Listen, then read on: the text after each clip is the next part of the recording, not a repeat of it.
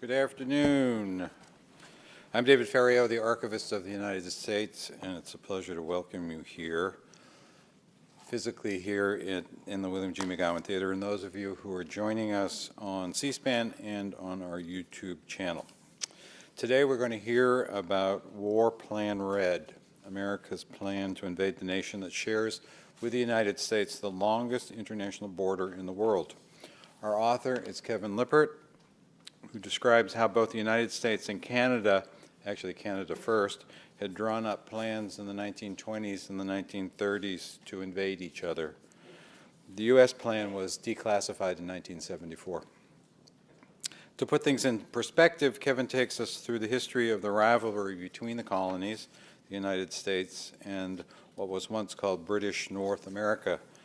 Before we go any further, I'd like to tell you about several programs coming up very soon in this auditorium. Tonight at 7, we'll continue our series with Supreme Court justices with tonight's guest, Justice Samuel Alito. Yale law professor and constitutional scholar Emil Reed Amar will lead the discussion focusing on ideas, viewpoints, and issues related to the Constitution and their impact on the American people. And on Wednesday, November 4th at noon, Betty Boyd Caroli will discuss her new book about the 36th president and his wife, Lady Bird and Lyndon, the hidden story of a marriage that made a president. If you want to know more about these and all of our upcoming public programs, consult our monthly calendar of events. There are copies of the calendar in the lobby as well as sign-up sheets where you can receive it by regular mail or email. Our guest today is Kevin Lippert. Kevin was born in Leeds, England, but grew up in the United States, in Ohio, and attended Princeton University, where he studied history and architecture. In 1981, he founded Princeton Architectural Press, a publisher of books on architecture, art, design, and visual culture, which he's run for the past 34 years. Today, he lives in New York's Hudson Valley with his wife, daughter, and 2 sons, one of whom is an officer cadet in the British Army. Regarding the topic of his book, Lippert told a Boston Globe correspondent that today the 2 nations, United States and Canada, are for all intents and purposes one country, a situation they have been moving towards since being allies in World War II. The Rochester, Minnesota Post-Bulletin said Lippert's book has revived interest in the long-forgotten plan since a presidential candidate set a fence along the Canadian border with something we could legitimately consider. Ladies and gentlemen, Kevin Lippert.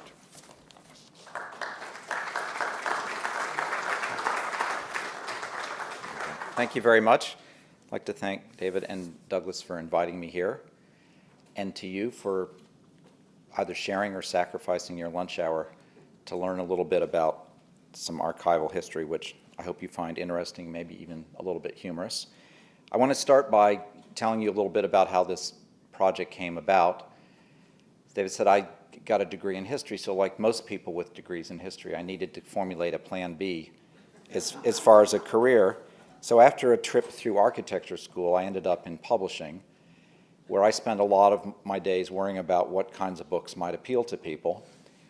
And one of those conversations I had with our Canadian distributor, who asked me, well, are you working on any books that might appeal to Canadians? And I said, well, I don't know, what appeals to Canadians? And she said, well, and I don't want to misquote her, but I believe she said, Canadians are always worried about what Americans think about them. And I said, I don't know, I don't think we have anything in the plans. And then the next day almost, I saw this article. And I thought, well, there you go. That says something about how we feel about Canada. We don't even care enough about them to have a plan to invade. We liked Iraq enough to invade them, but Canada, our friendly neighbor, apparently just not as interesting. And then the Pentagon says, no, there are no plans to invade Canada. And then somebody said, maybe we should invade Canada. We can pay for Obamacare. So it was starting to sound like a teenage boy who tells all his friends, no, I don't like that girl, even though he spends all his time thinking about her.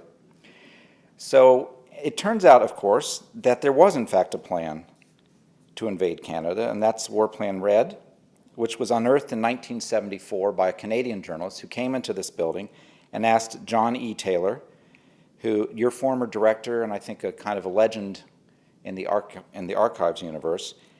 He just said, "What's the weirdest document you have here?"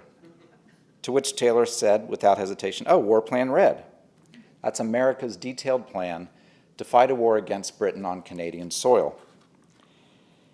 So I thought, well, there you go. That's what we're going to talk about, and that will certainly appeal to Canadians and maybe some Americans. So I went back and I dug through the history of the US-Canada border and the many kind of contretemps we've had since the founding of at least of the United States. All the problems start here. This is in Yorktown, the surrender of Lord Cornwallis to George Washington and General Rochambeau in 1781, and then from there to the Paris Peace Treaty, the negotiations. The British were sort of sore losers. Are there any British people in here besides me? Were kind of sore losers and refused to sit for the portrait. So the painter just painted them out, said, "Hell with you." Lord Buckingham and David Hartley were the British team, and they asked the American team, you may recognize some of those people, Benjamin Franklin, John Jay, John Adams, and Henry Lawrence. They said, well, what will it take to negotiate a peace treaty with you? And they said, and Ben Franklin said, oh, that's easy. We would like the 13 colonies plus Quebec, St. John's, Newfoundland, Rupert's Land, Nova Scotia, and Prince Edward Island. And hey, why not? We just won a war where you guys used Canada as a staging ground. And if this is truly going to be a great new North American country, we should have the colonies plus British North America. Well, this was too much for the British. And they said, no, we can't do that. So the negotiation, in fact, the British were barely willing to acknowledge the independence of the new country. So the idea of somehow both acknowledging our independence and giving us all of Canada was just not going to happen. So the negotiations dragged on for almost 2 years, and finally, in 1783, they agreed to draw a line, and here's what it says. From the Atlantic through the Great Lakes to the northwesternmost point of the Lake of the Woods, and thence on a due west course to the river Mississippi. Using this map. This map was created by a man named David Mitchell. David Mitchell was born in Virginia and went to Edinburgh to study medicine. Well, he dropped out of medical school after 2 years and moved back to Virginia to practice medicine anyway without an MD.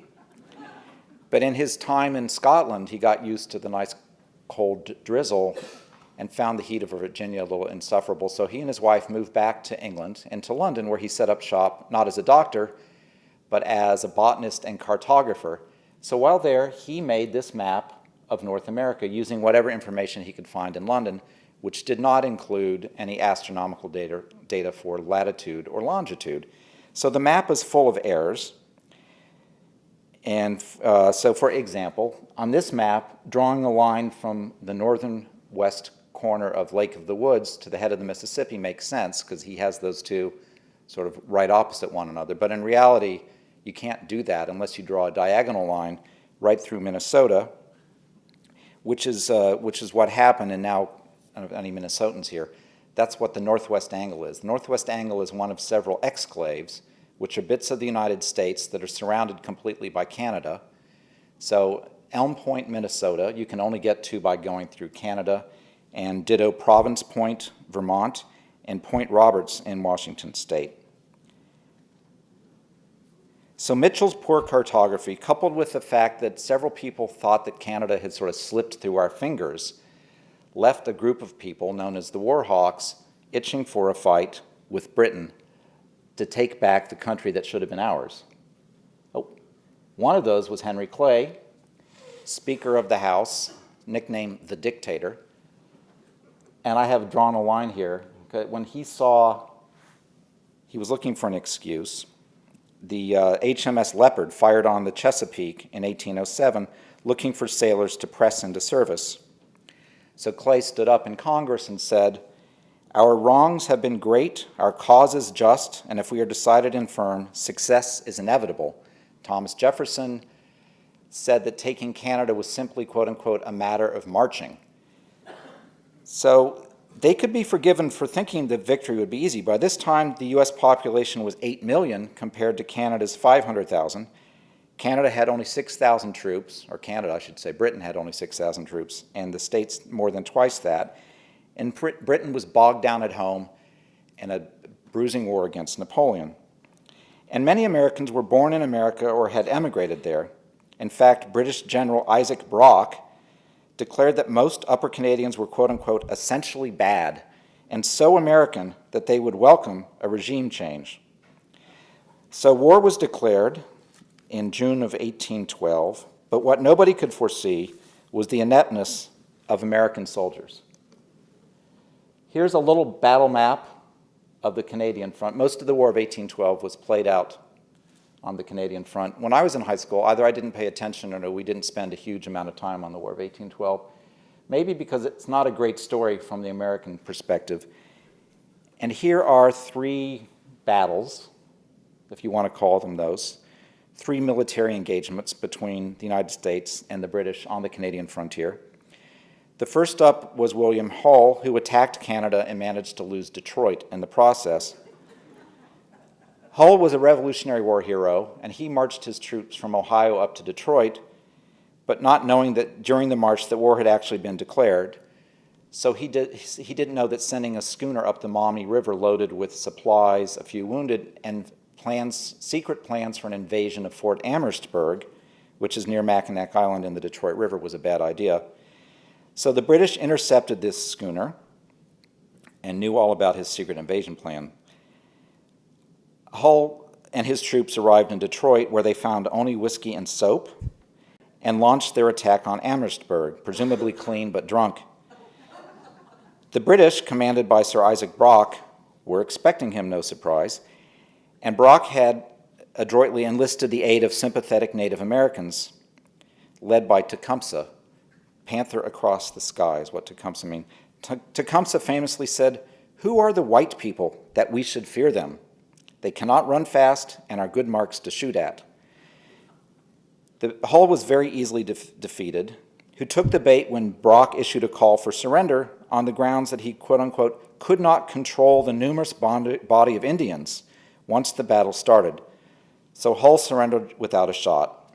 He was court-martialed and sentenced to death, but the sentence was commuted due to Hull's advanced age. Next, we tried Queenston Heights, led by General Stephen Van Rensselaer. Van Rensselaer received intelligence that Brock had left the British camp, so he gave orders to attack in miserable conditions. His rousing speech was not quite Henry V. He told his miserable troops, "Neither rain, snow, or frost will prevent the embarkation." That was not enough to keep his boatsmen from deserting, taking with them all the oars for the invasion. So the disorganized Americans were gunned down and sunk in spite of greater numbers, although the British did lose Isaac Brock, who had in fact not left, had just gone for the day to Detroit and got back in time to be shot. You see him there, lying fatally wounded, urging his troops on to rout the Americans. An increasingly worried Secretary of War, William Eustis, tried once again on the Canadian front with an attack this time on Montreal, led by Henry Dearborn, nicknamed Granny, who also expected to be welcomed by disgruntled Americans as liberators. I don't know if that sounds familiar. I think we've heard that recently. Under the cover of night in November 1812, Dearborn sent 500 of his 6,000 troops across the border, many of them suffering from dysentery, diarrhea, measles, or typhus. In the confusion of the cold and dark, the Americans accidentally opened fire on one another, and the reinforcements refused to cross the border, hearing all the chaos. Dearborn called a hasty retreat all the way back to Plattsburgh, New York. It was, a fellow officer wrote, a miscarriage without even the heroism of disaster. I'm not exactly sure what that means. So the entire campaign against Canada, 0 for 3, produced nothing but disaster, defeat, disgrace, ruin, and death, complained the Green Mountain Farmer, a Vermont newspaper. And Treasury Secretary Albert Gallatin wrote to President Madison The series of misfortunes exceeds all anticipations made even by those with the least confidence in our inexperienced officers and undisciplined men. Things were a little better on the ocean, where the U.S. Navy held its own against the mistress of the sea, the Royal Navy. The highlight was, of course, the USS Constitution, which chased down and sank the HMS Guerriere. It was only the 6th defeat for the British Navy in over 200 battles in the previous 20 years. This completely outraged the British. The London Evening Star described the upstart American Navy as a few fur-built frigates manned by a handful of bastards and outlaws. So they were upset. I won't use the P word on C-SPAN here. But happily for the British, Napoleon was defeated, and Britain could turn its attention back to its other war, and by the end of 1840, tripled the number of men in Canada to 52,000, and went on the offensive. First stop was Maine. The poorly manned Eastport surrendered without a shot. Castine, this is the British invasion map of Castine there on your right. 40 Americans looked out the window of their redoubt and saw 2,500 British troops, so they blew up their supplies and fled into the woods. Undeterred, the Brits sailed all the way up to Machias, giving them control of 100 miles of Maine coast and most of the land inland. People in Maine were offered the choice of taking an oath of allegiance to the crown or leaving. Most took the oath. It is scarcely conceivable to imagine the joy of the inhabitants, complained a local newspaper about Mainers taking the oath of allegiance. Many Mainers hoping for lower taxes and easier trade with Canada. So Washington hit back where it hurts and suspended mail service to Maine.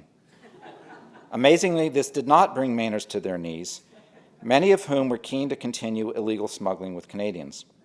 And Castine became a major R&R destination for British troops and remained under British rule until the end of war. Having essentially taken Maine, Britain turned its attention down here, and these pictures are probably familiar to you. In August 1814, they came down to the Chesapeake. British General Robert Ross complained about the American soldiers, country people who would have been much more appropriately employed attending to their agricultural occupations than in standing with muskets in their hands. These farmer soldiers fled so quickly, in 100-degree muggy DC weather and wool uniforms, to be fair, that Ross complained it precluded the possibility of many prisoners being taken. Ross and his men arrived at the White House to find the food on the table still warm, and although they judged the wine as, quote, very good, for a tip, they burned the White House, Capitol, Treasury, War, and State Departments. This was really the tipping point in an increasingly unpopular war. Our affairs, said Navy Secretary William Jones, are as gloomy as can well be. Desertion was extremely high, and executions for desertion, 13% of troops, and the nation's finances were in ruin. The U.S. government defaulted on its debt and stopped specie payments, which ironically had been flowing into Canada to finance the war. We'd been buying British bonds, $2 million in gold in 1814 alone. The Chesapeake invasion caused a run on the banks, and with only worthly treasury notes, the administration had no money to fund the war or pay troops, many of whom were in arrears for 6 or 12 months or even more. What little money remained flowed into Canada, mostly from British troops eager for food. 2/3 of our army in Canada, boasted George Prevost, Commander-in-Chief of British America, are at this moment eating beef provided by American quote-unquote contractors, drawn principally from the states of New York and Vermont. President Madison, who was described as miserably shattered and woebegone, had little choice but to sue for peace, even though the sentiment was that America had very few cards to play at the negotiating table. The Boston Gazette conceded that having declared war and failed, the nation must now pay the price, so the Treaty of Ghent could be spun as having lost the war but won the peace.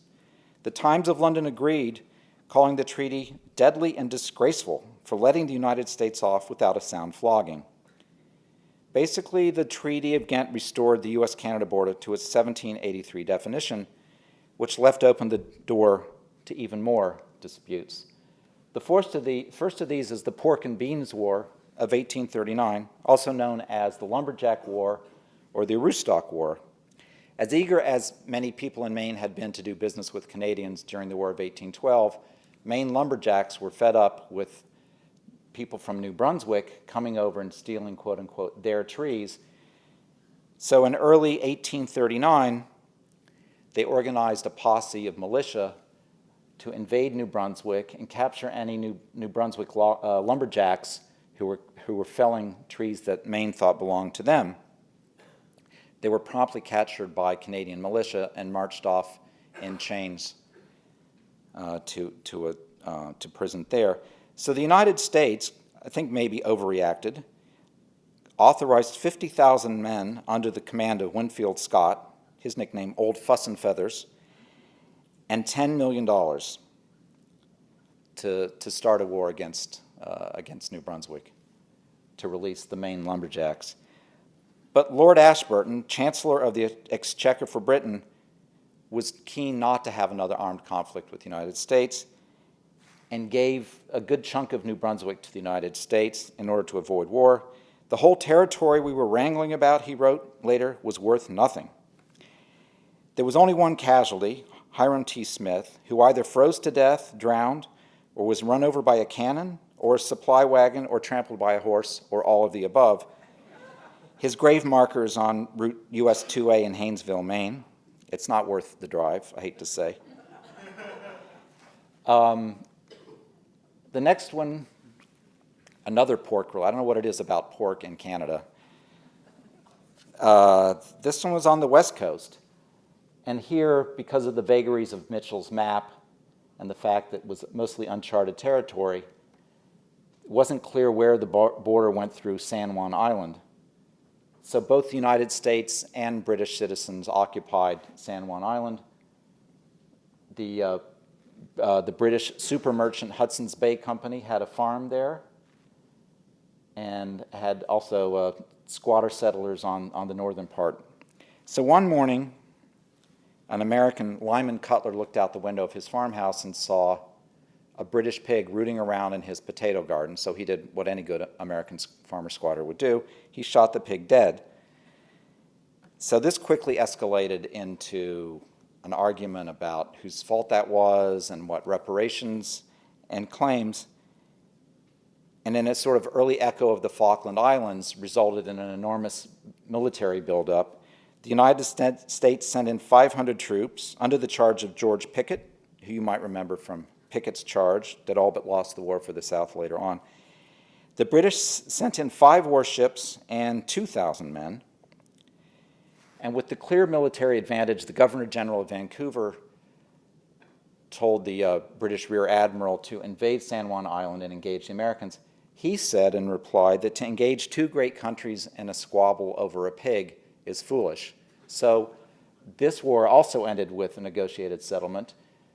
Each side kept 100 men, one at one end of the island, one at the other. And in fact, you can go there today, and that is worth the trip. And you can see the remnants of the English and American camps on San Juan Island. Okay, I'm going to skip ahead this. We'll come back to Captain Raphael Semmes in a minute, because the Civil War was a bit complicated, a little bit complicated, because of Britain's alleged neutrality. There was an idea that maybe if we couldn't fight our way into Canada, maybe we could just buy the damn thing. And William Seward had done this with Alaska from Russia, Russian North America. Russia needed the cash, and they were eager to sell, and were afraid that Britain was going to take Alaska anyway if they had another war, which they had just concluded in the Crimea. Seward wanted it to surround British Columbia with American soil, which he saw as the first step towards the annexation of Canada. In a pincer-like move, he also sought to buy Greenland from Denmark, but Denmark was not interested. Interestingly, this idea resurfaced at the beginning of World War II. America tried to buy Greenland from Denmark to keep the Germans from building bases there, but our offer was declined. This is the check, which you might have seen before, for the purchase of Alaska from Russia. But the idea of buying Canada reached its pitch with House Resolution 754 in 1866, introduced by Massachusetts Representative Nathaniel Banks, was to assume $85 million in Canadian debt, give $10 million to the Hudson's Bay Company, and put another $50 million to shore up Canada's infrastructure. But that bill died a quiet death in committee, so some things never change. Okay, in the Civil War, as I mentioned, British was officially neutral, but like a lot of neutrality, that meant they just wanted to do trade with both sides. One of the things they did was build ships for the Confederacy, and they built this amazing ship, the CSS Alabama, and this is Captain Raphael Semmes aboard this ship, 250-foot-long sloop, which was propelled either by steam or sail. They boarded 450 Union ships, sank or burned 66 of these, and took 2,000 prisoners without a single casualty. It really was the Confederate Death Star.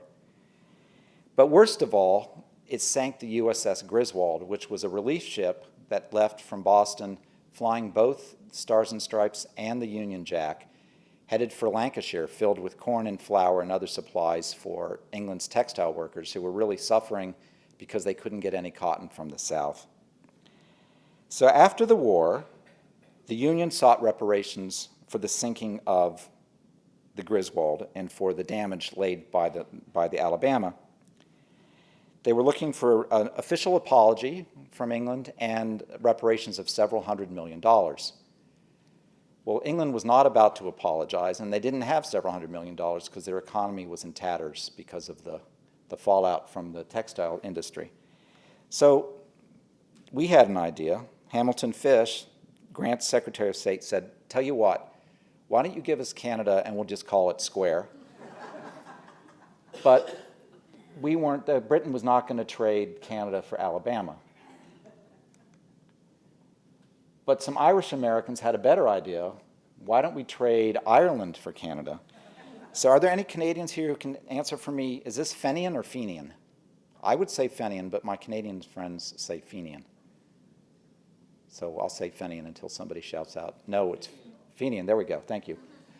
The Fenians were a group of Irish Americans, many of them Civil War vets, who founded the Fenian Brotherhood based on, and this is in their charter, their quote-unquote intense and undying hatred toward the monarchy and oligarchy of Great Britain.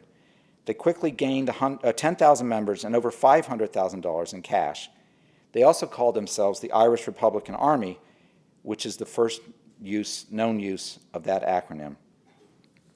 Their crazy idea was to capture Canada and exchange it for Ireland in a kind of hostage swap.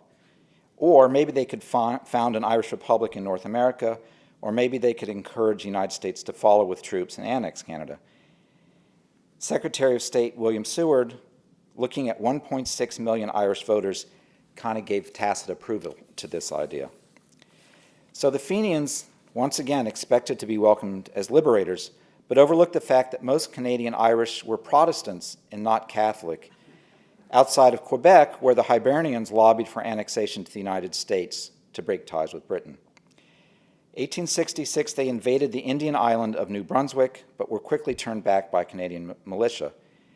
In June, a couple months later, they tried again, and they floated 1,000 men on barges from Buffalo, and they were defeated here in the Battle of Ridgeway by much better prepared and armed troops, and crossed back into the United States, where they were arrested for violating American neutrality laws. The arrests were mostly for show, and they were quickly released, allowing them to mount several more raids in the next couple of years. One in 1870 from Franklin, Vermont, where they had amassed 15,000 firearms and 3 million rounds of ammunition. This raid failed, and the U.S. agreed to stop looking the other way, and President Grant issued a proclamation reaffirming our Neutrality Act. But the Fenian raids had the unintended consequence of galvanizing Canadian national spirit, which may have hastened Britain granting independence. Dominion Day, July 1, 1867. This created a new country out of New Brunswick, Upper and Lower Canada, basically Ontario and Quebec, and Rupert's Land, 1.5 million square miles of land owned by the Hudson's Bay Company, most of Western Canada, as well as parts of Minnesota, Montana, and the Dakotas. The general sense was that this new Canadian nation would not survive long and would be, to quote the New York Times, peacefully absorbed into the great North American Republic. Others were more bellicose. The publisher of the St. Paul Press pushed for annexation, saying that if the Northwest technically belonged to Canada, it belonged geographically and commercially to Minnesota. In Michigan, a state senator warned, "This continent is our land, and we might as well notify the world that we will fight for it." The railroads were willing to play hardball too. The president of the Northern Pacific Railroad sent a letter to his Canadian counterpart of the Canadian Pacific that he had intentionally built the land close to the border to keep Canadians out of the Western territories, where there was some sympathy towards annexation by America, funded by some well-placed bribes. In fact, the largest hotel in Winnipeg, Emmerling's, flew the Stars and Stripes. Canada's new political status and growing national identity increased tensions with the United States. The Trent Affair of 1861, a few years earlier, was a case in point. A Confederate ship was intercepted carrying 2 diplomats, urging British recognition of the Confederacy. The immediate reaction in the Union was to declare war on England in response. So Canada readied troops, 46,000 men in arms at the U.S. border. Lincoln wisely decided that he could, quote, fight only one war at a time. So the crisis passed. Canadian nationalism reached fever pitch with World War I when, obligated as part of its empire status to send 31,000 troops, actually sent 38,000, although many of those without training or equipment. Historians Catherine Cross and John Hughes Wilson explain that Canadian nationalism sprang not just from, I'm going to quote from their book, Darwinian ideas of racial superiority and Nietzschean influences on educated thought, but also from the unifying symbol of the British Empire. British national consciousness was inextricably entwined with imperial glory, rights, and responsibilities. The empire was a source of stability and belief in their superiority, pride, and duty. Half the globe colored pink really meant something in a way today we find incomprehensible, if not downright embarrassing. It is almost impossible for us to realize how strong a unifying feature the empire was. Imperial ties were a genuine force in 1914 and sufficient enough to pull hundreds of thousands of Canadians, Australians, New Zealanders, and South Africans from the white colonial dominions back across the oceans to volunteer and fight and die for the mother country. One of these battles was at Vimy Ridge on Easter Day in 1917, where the Canadian troops won a decisive battle after the French had lost thousands of men there in the 2 years prior. Rising nationalism and success overseas spawned the creation of a new Canadian First movement. "We are a northern people," wrote one, "more manly, more real than those weak-marrowed bones and superstitions of an effeminate South." That's us. This also carried racist overtones. Canadians were stocked with sturdy Northern Europeans, Saxons, Celts, Danes, Germans, and Scandinavians, while the states were watered down with vagrant populations of Italy and other countries of Southern Europe. Indeed, one noted historian, writer, and United Empire loyalist suggested that what Canada really needed to prove its new macho identity was a rattling good war with the United States. It's not clear whether one witness to the battle at Vimy Ridge, a young Lieutenant James Sutherland Brown, known as Buster to his family and friends, no relation to the shoe or clown of the same name, if he felt this way about the United States, but he did think that war with the U.S. was inevitable and that the best defense was a good offense. After World War I, he returned to Canada and became Director of Military Operations and Intelligence and began to give the whole thing some real thought in 1920. There was good reason to think that a war between the United States and Britain was inevitable. Although we joined World War I late, we loaned the UK a huge sum for their war effort, about $22 billion, against a gross domestic product in Britain at that time of $27 billion. And a secret communique from the American ambassador in August 1920 relayed Britain's irritation that we expected the money to be repaid, and in cash or gold, no less. He warned that Britain was nervous about our becoming too serious a rival on the world stage and would, quote, try to block us at every turn and surround us with potential enemies. So Buster Brown rounded up a few of his colleagues and did some undercover espionage. There's Buster on the left, and there they are undercover. They loaded up with some Kodak brownies into a Model T and surveyed the roads and bridges of upstate New York and Vermont.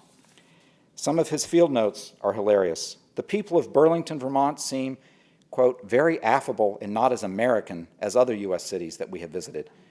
In rural Vermont, he noted that Americans, if not actually lazy, have a very deliberate way of working and apparently believe in frequent rests and gossip.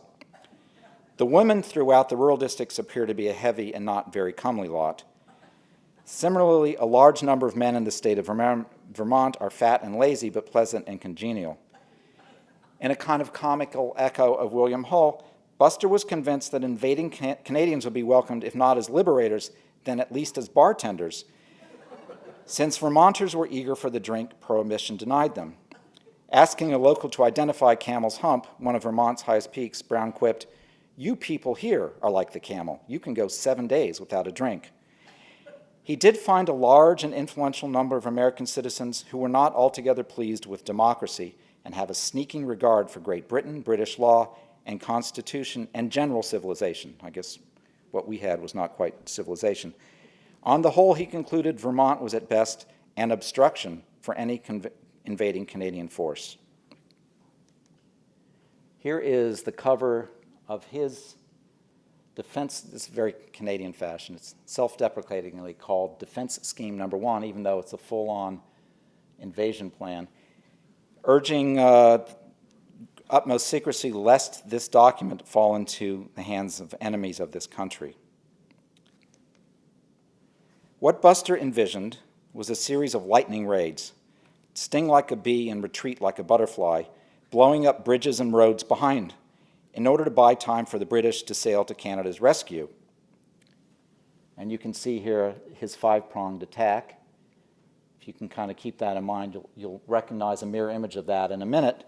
Like a lot of things, the United States was about a decade behind Canada, and it took us another 10 years to come up with our War Plan Red when the War Department decided they needed contingency for a war with Britain on Canadian soil. They called it an exercise in peacetime preparedness. This is the cover sheet, and then on this one you see the little declassified 1974 stamp on the bottom from your archives. And this is our version of the same thing, a six-prong attack. And I guess maybe we all agreed on what the weak points on the border were. So we envisioned a war of long duration. This was not going to be a quick lightning raid, because red, that's what we called the British, although in the words of the plan are phlegmatic, they are known to fight to the finish and could muster as many as 2.5 million men in Canada within 40 days of the start of hostilities. The plan was updated in 1935 and given an extra $57 million, including money to build 3 secret air bases on the Canadian border, as well as to hold the largest peacetime war games at Fort Drum, only a grenade's lob from the border, involving 36,500 soldiers. Soon, however, Britain, Canada, and the U.S. had other enemies to fight and found themselves on the same side in World War II. Oh, that's the detailed East Coast version. Washington happily left spared. From a population of 11 million people, 1 million Canadians served in World War II, and from scratch built the world's 4th largest Air Force and 5th largest Navy. Perhaps in recognition of this supersized contribution, Canada and the U.S. were equal partners in NORAD, when Canada worried about being either a target or collateral damage in a bomb fest between the States and Russia. And these are the blast doors at NORAD Command Headquarters. In April, so we were good buddies during the Cold War. We sat side by side, one Canadian general and one American general at the table. After the 9/11 attacks, President Bush created NORTHCOM to, quote-unquote, conduct operations to deter, prevent, and defeat threats and aggression aimed at the United States, its territories and interests over the entire North American region, including Canada, Alaska, Mexico, the Bahamas, U.S. Virgin Islands. However, Hawaii, even pre-Obama, did not make the cut. Based in Colorado Springs, NORTHCOM has unilateral jurisdiction, and here I quote Defense Secretary Donald Rumsfeld, to respond to land and sea threats and attacks and other major emergencies in Canada or the United States. The fact that Prime Minister Jean Chrétien declined the invitation to join NORTHCOM is a minor detail, having similarly passed on the opportunity to send troops into Iraq. Instead, Chrétien agreed to participate in what he called a Neighborhood Watch Committee, the Bipartisan Planning Group, BPG, which morphed into the Security and Prosperity Partnership, SPP. CNN journalist Lou Dobbs speculated that SPP was a covert plan to merge the U.S. and Canada after George Bush declared a state of emergency to keep himself in office.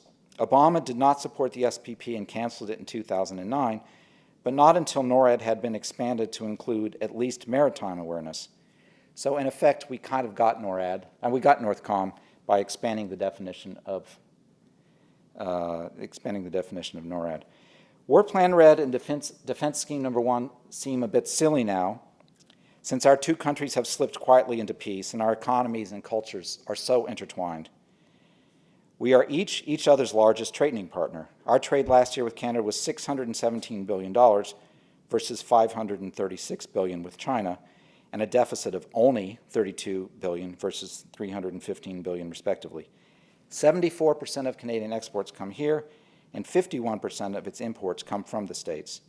1 in 10 Canadians live or work in the United States, including 250,000 in Hollywood and 350,000 in New York City, making New York City Canada's 15th largest city by population. And here I made a little chart showing that we snuck in there at the bottom.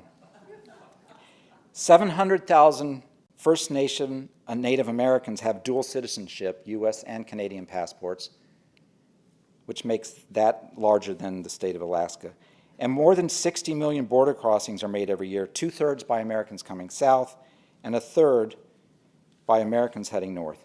So for all intents and purposes, I think you can argue that we have achieved some sort of annexation of one another. There's a serious book on this subject by a Canadian journalist, Diane Francis, called Merger of the Century, in which she has a very detailed argument about why we should form, at the very least, a kind of a North American Union like the European Union, that together our economy would be so dominant and our military so dominant that we would be set for the long term. There are some reasons, however, I should say, with apologies to our Canadian friends here, to consider, maybe not to file War Plan Red away forever, to consider an invasion or an annexation of Canada. Canada has the world's second largest reserve of oil in the world after Saudi Arabia, and they have 20% of the world's fresh water, which many think will be the cause of future global conflicts. They have a functioning healthcare system and a semi-functioning political system, longer life expectancy and lower rates of cancer, stroke, heart disease, and infant mortality. They are a happier nation, 7th according to the Columbia University's World Happiest Report, next to our number 17. And if you believe that global warming will continue to melt the Northwest Passage, they will have one of the hemisphere's 2 navigable cross-continental sea passages, and maybe the only one if the Panama Canal is ever closed for political or natural reasons. So they bring some stuff to the table. I honestly had a harder time thinking why Canada might want to blow the dust off of Defense Scheme Number 1 and invade the United States. Here's the best I could come up with. Miles of warm southern beaches, although many of these are already occupied by Canadians in the winter months. Repatriation of many celebrities, Mike Myers, William Shatner, Joni Mitchell, Justin Bieber, and Celine Dion, who was recently ranked as America's favorite American singer. I think Americans don't even know that she's Canadian. And the real prize, I think, is the Zamboni Company, which is located in California. Plus, if Canada took over the United States, the Stanley Cup would never leave. And we do think about it. Representative Dan Coates, Republican of Indiana, said in a Senate Defense Appropriations hearing last June that the Pentagon has a contingency plan on the shelf for just about every scenario, including an invasion of Canada. And then, real quickly, I'll just scroll. These are, in the book, there are full text transcripts of both Defense Scheme Number 1 and War Plan Red. And you can see back in the day, we could list, this is all their ships, the tonnage, the names. we could do a real detailed inventory of everything Canada had. Maybe that's in some giant database, because I got a feeling now it's too big. And ditto defense scheme number 1. The first thing apparent in the defense of Canada is that we lack depth. I think there was a 15-to-1 population gap in 1920. And so this is Buster Brown's thinking about future wars, Europeans, United States, Japan, or a combination of all the above attacking Canada. So I don't want to. I'm happy that none of this ever happened, but it's fun to look back and see what might have been, or at least what some people thought might have been. I would be happy to answer any questions or hear any speculations about reasons.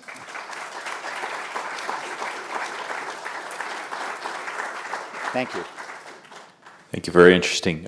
Curious, I guess, for the plans of each country looking into taking over the other, if Canada, as part of the Commonwealth, felt that the British would have come to their saving. That was completely the plan. Yes. That was Buster Brown's plan. He would basically invade quickly to buy time for the British to get here. The British, however, were always a little ambivalent about whether, just how much the Canadians could count on them, and sent mixed messages throughout certainly the 19th century. On the one hand, you're part of the empire, we will use all available means to defend you, and on another hand, when approached by American politicians who asked, how would you feel about an annexation of Canada, the reply was, if Canada wants to go, we won't stand in the way. So it was I think Canada counted on that, but who can tell? It probably depended what was going on at home. A few blocks from here, in 1969, Pierre Trudeau gave a speech at the National Press Club, and he quoted his distinguished and often drunk predecessor, Sir John A. Macdonald, from an 1867 letter to a gentleman named Mr. Maine, who lived in Calcutta, India. And one sentence from the letter was, "War will come someday between England and the United States, and India could do us yeoman's service by sending an army of Sikhs, Gurkhas, and Baluchis, etc., across the Pacific to San Francisco, and holding that beautiful and immoral city with the surrounding California as security for Montreal and Canada." Maybe that's in your book. No, it should be, though. John A. Macdonald is fascinating, and that was one of the great pleasures, actually, of doing this book, was to learn more about that man. He's an incredible man. He put Canada together more or less single-handedly, while usually on a bender. There's a great biography of Sir John A. Macdonald, which I recommend to all of you. In the War Plan Red, we anticipated that the British were going to bring over what the plan called colored troops, people, Sikhs and Indians and other people from the far reaches of the British Empire. Troops not to be underestimated. Along with it notes the Royal Canadian Mounted Police. Also a force that we shouldn't underestimate. So the War Plan Red anticipated that these 2.5 million men would in fact arrive within a few weeks of outbreak of war. And though some of these would be British, most of them would be troops, and that those troops were excellent fighters. There is a letter in the book, a draft of a speech that FDR delivered when he accepted an honorary doctorate at Queenston, where, in fact, the Defense Scheme No. 1 documents are housed, in which he said, we are such good friends, we are such great neighbors because we don't engage in any kind of secret diplomacy behind each other's back. This is, I think, only a few months after he signed off on building some fake Air Force bases near the Canadian border. So, anyway, thanks for bringing up Sir John A. Oh, sorry. you and the people who are interested enough in the topic to attend this lecture might be interested to know about a Nova Scotian writer of the last generation called Thomas Radall, who wrote historical novels and works of history that are very interesting. One of the most interesting is called His Majesty's Yankees. It's about the province of Nova Scotia and how nearly Nova Scotia was the 14th colony to join the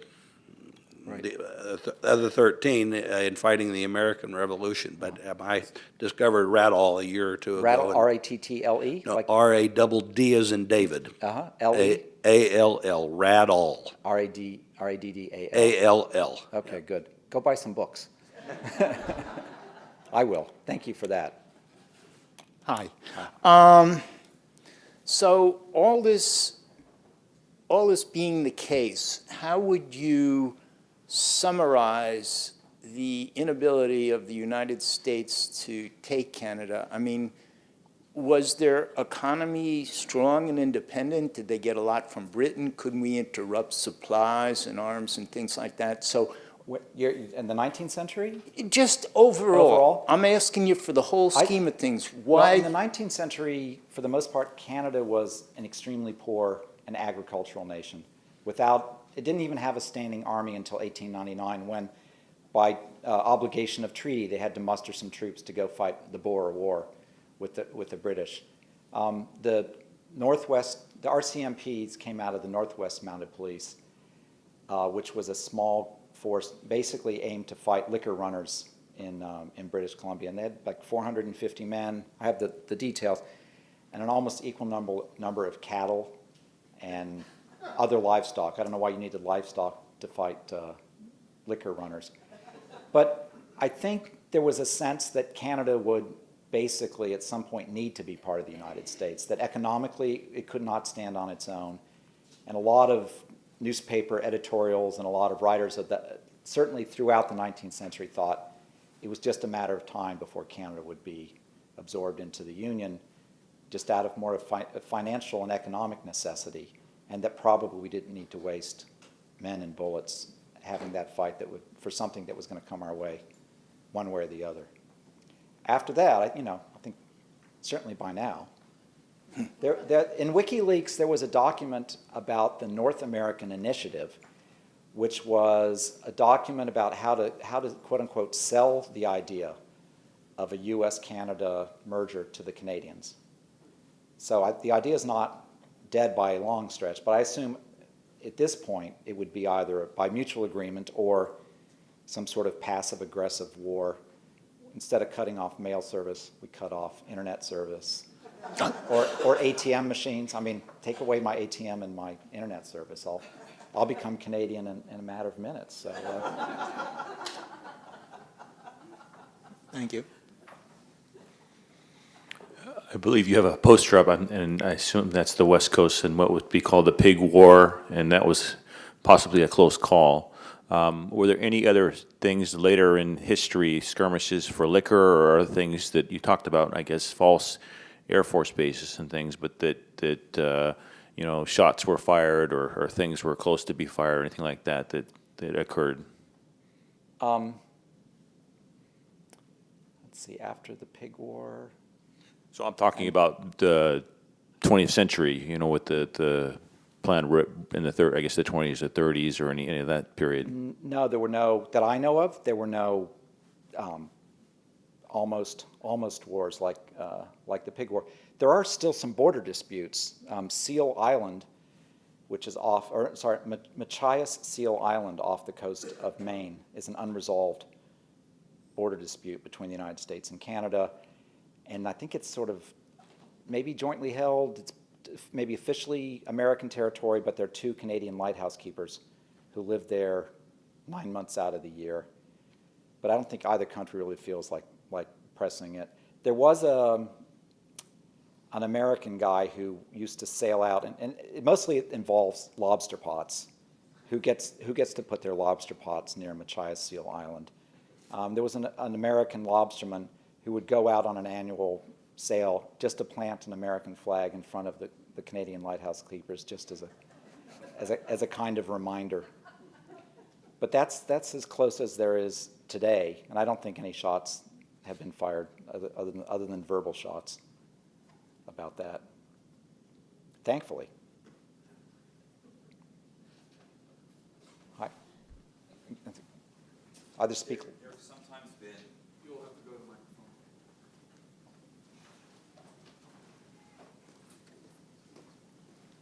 microphone. Issues of war aside, there are sometimes significant trade disputes over timber, over fishing rights between the two countries.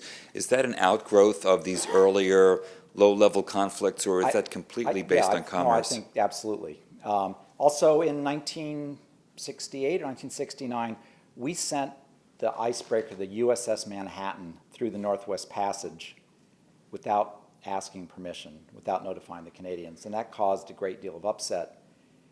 And after a kind of verbal war between Canada and the United States over that, we agreed that in the future we would notify Canada first. We were going to send one of our ships through what they see as their territorial waters. But the United States at that time said, we do not recognize your claim to territoriality over the Arctic portion of the Northwest Passage. So I think that's probably still in the unresolved category. But there's, as I say in the book, there's hard not to detect the sneer of a bully in that. Well, we're going to tell you about it because we don't think you can do anything about it. Vladimir Putin planted at the bottom on the Russian side a metal plaque. Incredibly, he did not do this himself or bare-chested. At the bottom saying that the Arctic is Russian, exclamation mark.